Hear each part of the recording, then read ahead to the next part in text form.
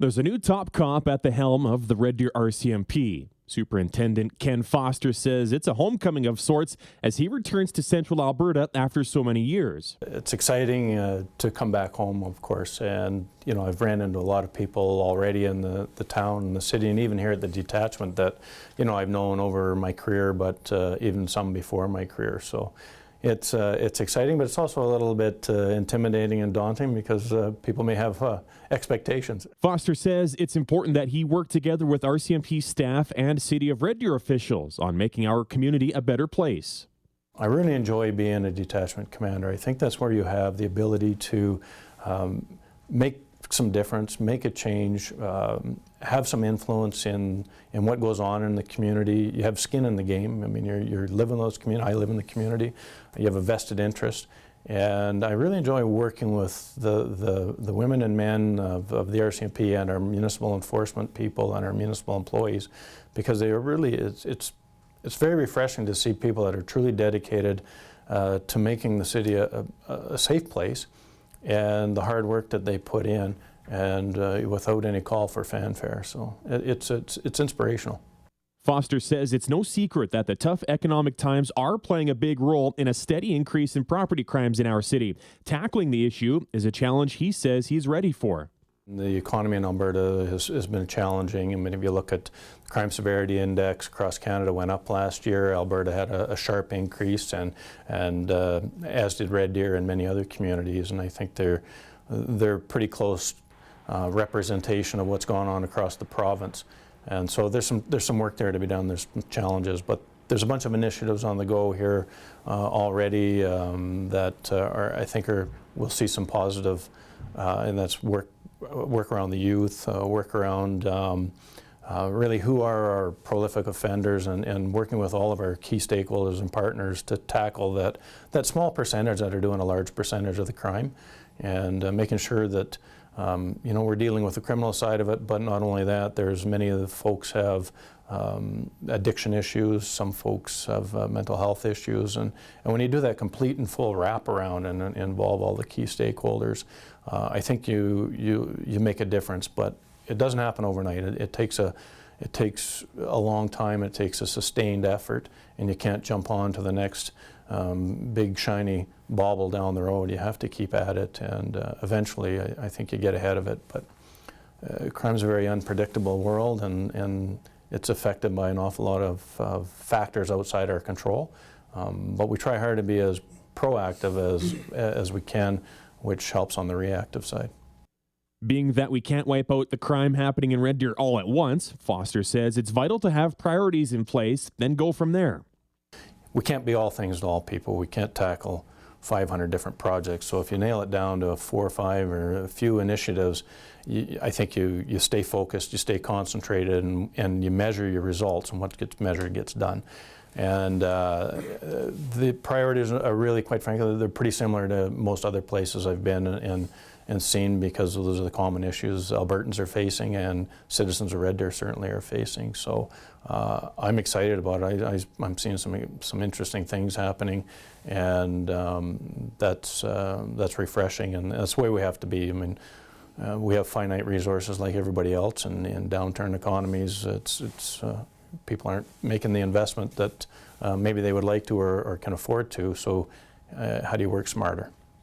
Foster adds he is looking forward to working with regional partners, including the Priority Crimes Task Force, to help make all of central Alberta a safer place. I've overseen as many as 12 different detachments, and so when you look at it from that perspective, there's lots of collaboration on a larger scale, on a macro scale, to try and deal with common crime issues. So I look forward to working with that group, and crime doesn't know boundaries, and criminals move around. So my previous job in St. Albert, we worked very closely with the Edmonton Police Service, not to mention all our surrounding large detachments in the RCMP, as well as our headquarters to stem crime, because we found many of the people doing the crimes in our community didn't live in that community, but they had an impact on all our communities.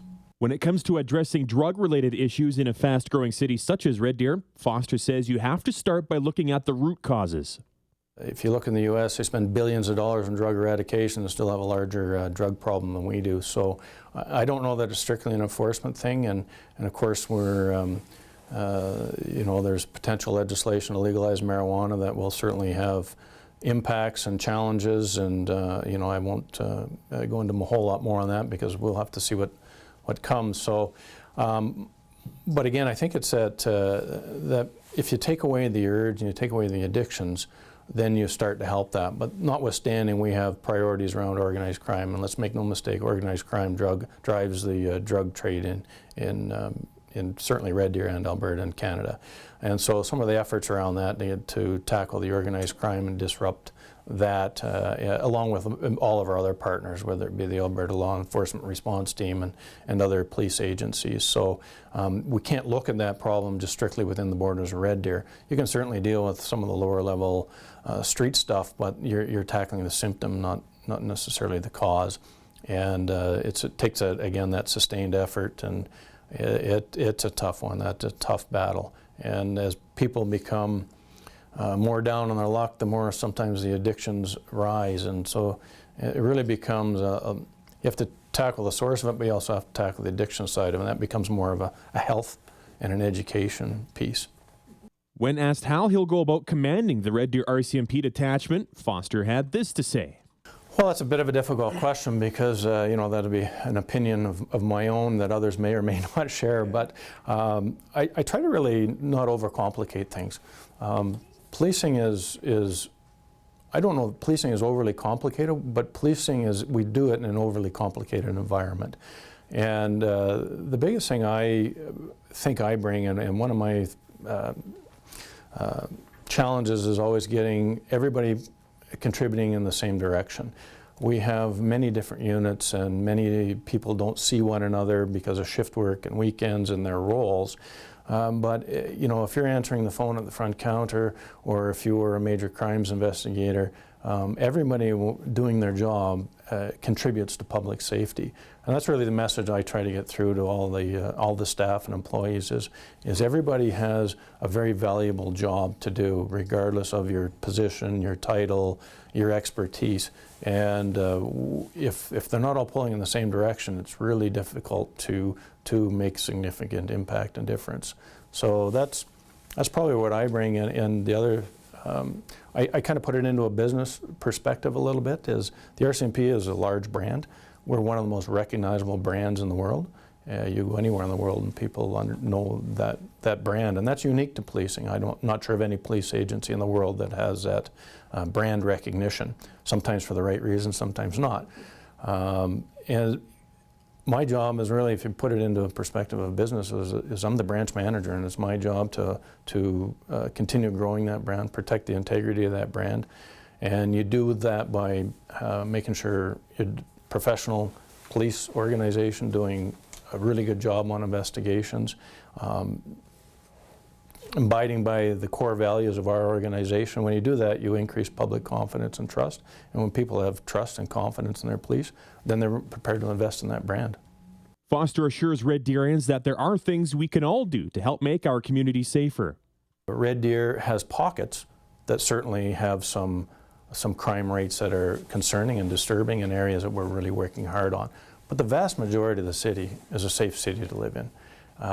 It has great people, good citizens who want to do the right things, but there's a small group of citizens that do a disproportionate amount of crime, but in a fairly concentrated area.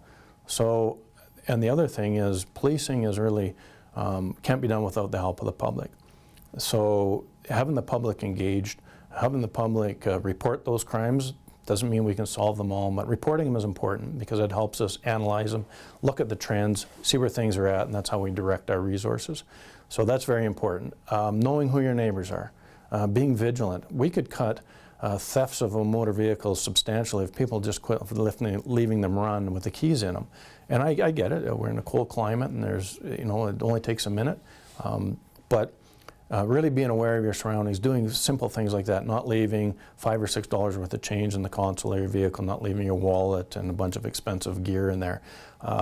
Take that stuff out or hide it, and it doesn't become attractive because some of these folks are desperate for a few dollars, and they'll walk up and down the street and check 100 car doors, and if 20 of them are open, there's $3 or $4 in there.